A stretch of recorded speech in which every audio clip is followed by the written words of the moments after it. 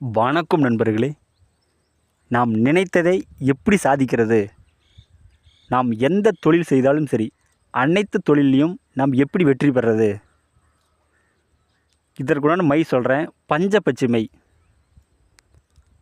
வல்லூர், காகம், மயில், கோழி, ஆந்தை, இதை அனைத்தும் பிடிக்கிறீங்க. பிடித்து ஒரு சட்டியில் போட்டு நல்லா கருக்குங்க.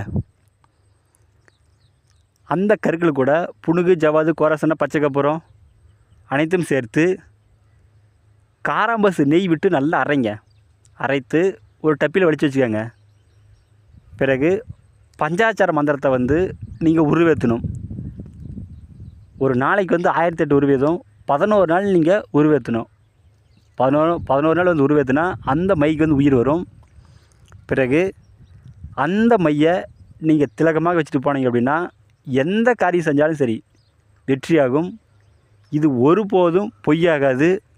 கோடி சதவீதம் வெற்றியாகும். நீங்கள் செய்து பாருங்கள்.